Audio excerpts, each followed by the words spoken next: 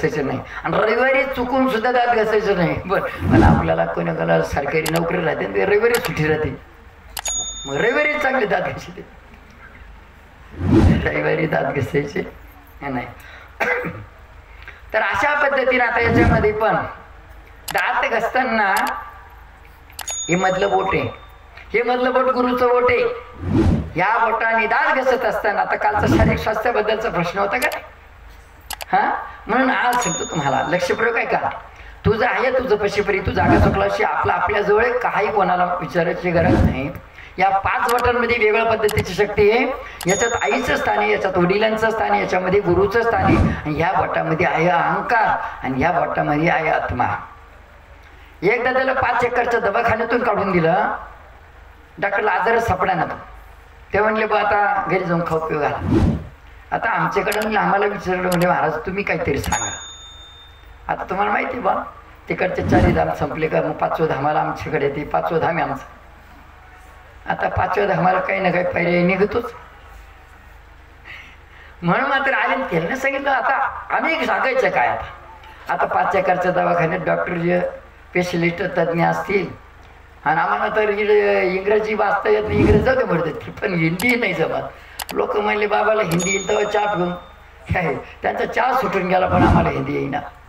काही म्हणले बाबाला हिंदी येईल तेव्हा चपला घालून, लोकांच्या चपला सुटून गेला, त्यांना चपला घालू देईना आणि आम्हाला हिंदी येईना. मग आता सांगायचं काय.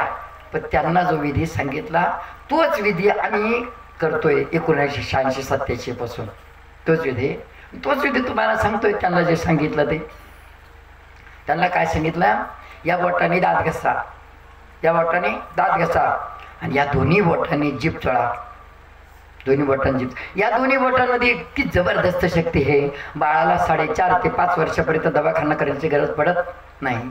4.5 ते 5 महिने नाही, वर्ष. हरिओम बोला.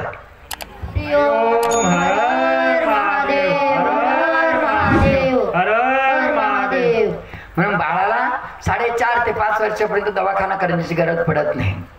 जर समजा बाळ दूध पेत नसेल ना, या दोन्ही बोटांपैकी कोणतं तरी एक बोट बाळाच्या तोंडात सोडायचं, बाळाला बोट चोखू द्यायचं, बाळ दूध प्यायला लागतं.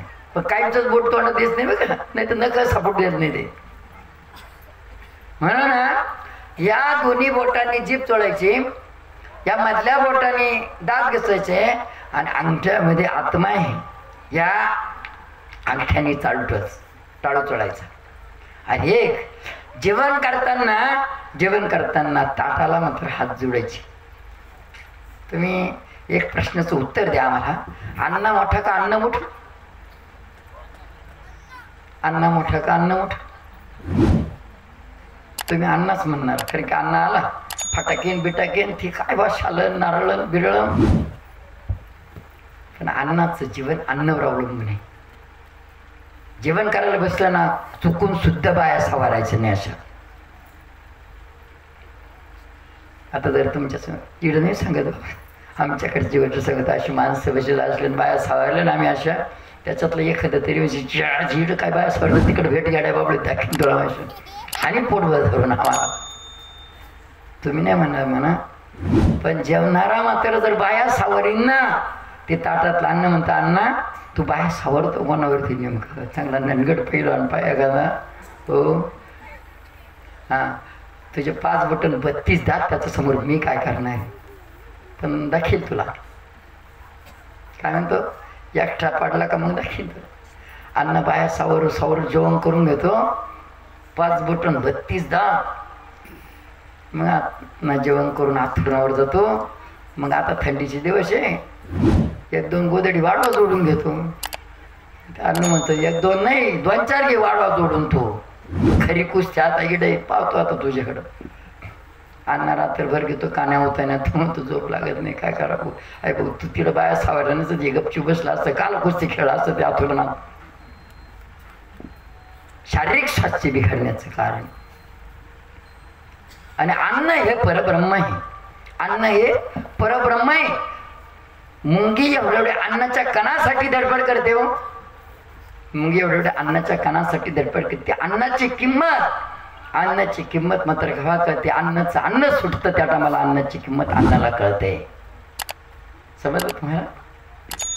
अण्णा 10 जणांच्या सगळ्यांसमोर 10 लाख लोकांच्या समोर मार्गदर्शन देत असेल, फोरेल गाडीत फिरत असेल, पैशाचा बंडल खिशात असेल, पण अण्णाला बोलायला लावतं.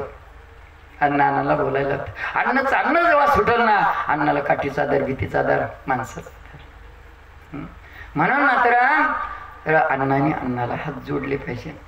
कोणाच्या समोर झुकू नाही, पण ताट समोर आलं तर झुकलं पाहिजे.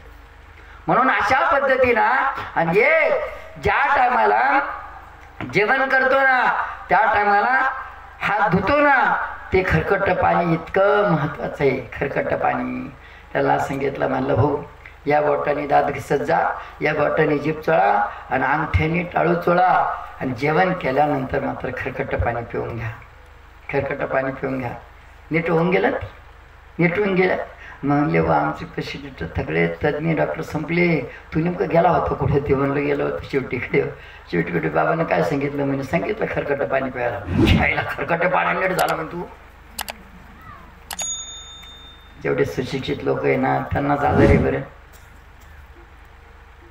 म्हणून मात्र जेवढं सुशिक्षितपणानं आपण राहू ना, हे नियम मात्र पूर्वी पण होते बरं, पूर्वी पण होते. हे त्याच्यात काय तत्व आहे हे कळलं. म्हणून मात्र शारीरिक स्वास्थ्याचा प्रश्न होता, म्हणून मात्र सांगितलं आहे बाबतीमध्ये. तर ह्या पद्धतीनं मात्र येईल.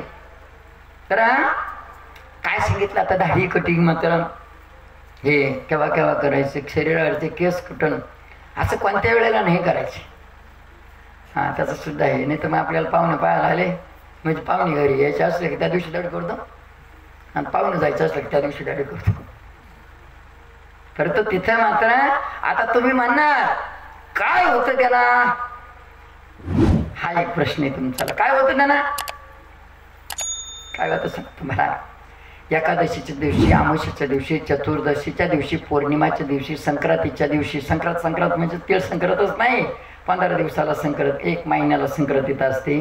महिन्याच्या 13 तारखेपासून तर 18 तारखेपर्यंत, म्हणजे 18 तारखेपर्यंत तुम्हाला बँकेचा कशाचा हप्ता भरायचा असेल तर 18च्या नंतर घ्या आणि 13च्या अगोदर घ्या. पण 13च्या आणि 18च्या मध्ये हप्ता घ्यायला तर तुमचं ते चक्रवाढ फिटणारच नाही लवकर ते. म्हणून या संक्रांतीच्या कालावधीमध्ये एकादशी, अमावस्या, चतुर्दशी, पौर्णिमा, संक्रांती आणि उपासाचा दिवस, वित्तीपात योग, श्राद्ध, वर्ष श्राद्ध म्हणजे पुण्यस्मरणाचा, रविवार, मंगळवार आणि शनिवार, ह्या वाराला मात्र चुकून सुद्धा मात्र दाढी कटिंग करायची नाही, दाढी कटिंग केस काढायचे नाही. आता तुम्ही म्हणा काय होईल वा? लक्षपूर्वक का. रविवारी जो मात्र केस कातरण करीन ना, त्याच्या आयुष्यातले मात्र 1 महिना आयुष्य कमी होणार. त्याच्या आयुष्यातला आयुष्य मर्यादा किती हे नाही सांगता येत आपल्याला, पण त्याच्या आयुष्यातला 1 महिना कमी होणार. मंगळवारी जो कोणता केस कातरण करीन त्याच्या आयुष्यातले मर्यादेतले, म्हणजे आयुष्य मर्यादा जेवढी त्याच्यातले 8 महिने आयुष्य कमी होतील. शनिवारी जो मात्र केस कातरण करीन ना, त्याच्या आयुष्य मर्यादातले 7 महिने आयुष्य कमी होईल. म्हणून मात्र मग आता तुम्ही म्हणाल मग का बघा, ज्याला घरात सुख शांती पाहिजे, आरोग्य पाहिजे, त्या व्यक्तीनं चुकून सुद्धा सोमवारी आणि गुरुवारी मात्र केस कातरण करायचं नाही. याच्यामध्ये बुधवारी आणि शुक्रवारीच मात्र केस कातरण करायचं, बुधवारी आणि शुक्रवारी. पण ही गोष्ट सांगू तुम्हाला, तुमच्या घरामध्ये जर समजा हरिओम बरं त्या सुख शांतीसाठी चिडचिड भांडणं होत असेल ना घरामध्ये, शुक्रवारी आणि बुधवारी सूर्यनारायण मावळल्यानंतर ना 2.5 तास मौन पकडा. 2.5 तास कोणाबरोबर बोलायचं नाही. घरामध्ये ऑटोमॅटिक शांती मिळेल. घर सोडायची गरज नाही, गाव सोडायची गरज नाही आणि शांती करायची गरज नाही. शुक्रवारी आणि बुधवारी 2.5 तास मौन धरायचं. या पद्धतीनं मात्र म्हणून मात्र शुक्रवारी आणि बुधवारीच नंतर केस कातरण करायची.